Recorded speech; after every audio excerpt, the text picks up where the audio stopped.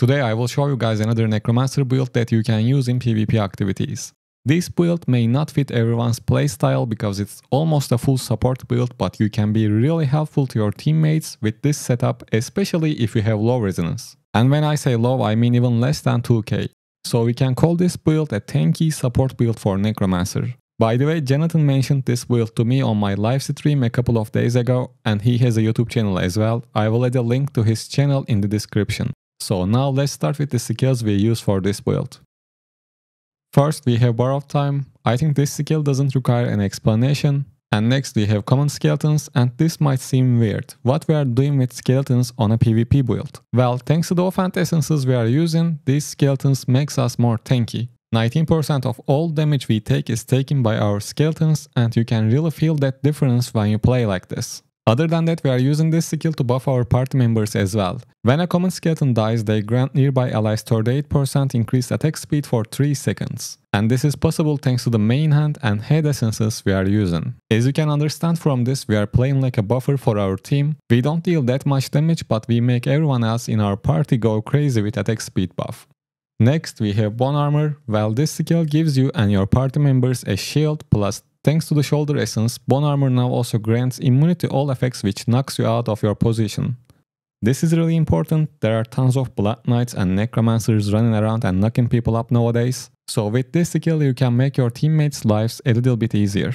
And finally we have Raid Form. This is our movement, iframe and CC skill. I am not the biggest fan of this skill because it can be easily interrupted, but when it works properly it's really good.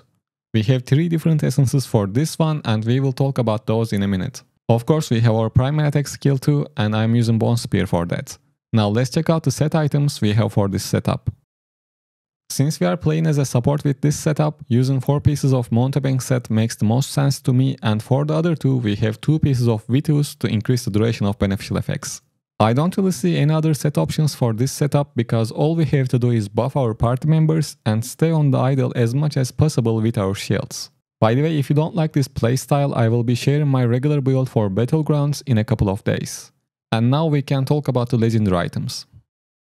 For the headpiece we have Calls for Eyes. Common Skeletons now causes your skeletal champions to explode at their destination, damaging all nearby enemies. And for the chest we have this one. Raid Form now also conjures 2 raids in random directions. And for the shoulders we have this very important Bone Armor essence. Bone Armor now also grants immunity to all effects which knock you out of your position. And for the pants, of course we have Proximal Fear. Raid Form now causes enemies you touch in flee in fear and damages them. For the main hand we are using No Rest, No Peace. When common skeletons die, they grant nearby allies 38% increased attack speed for 3 seconds. For the offhand we have the Prong, decreases time required to raise knave skeletal champions by 57%. And for the additional main hand we are using Stroke of Midnight. Raid Form cooldown is reduced by 0.5 seconds each time you are hit. Cooldown cannot be reduced by more than 1.5 seconds maximum. And lastly, for the additional offhand we are using Life Imbalance. 19% of all damage you take is taken by your skeletal champions instead.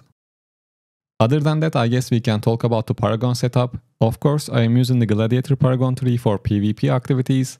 And for the point distribution, I would max out damage, life, armor and potency for this specific build. And I think that's all. I hope you find this helpful. Now I will add some PvP gameplay with this build.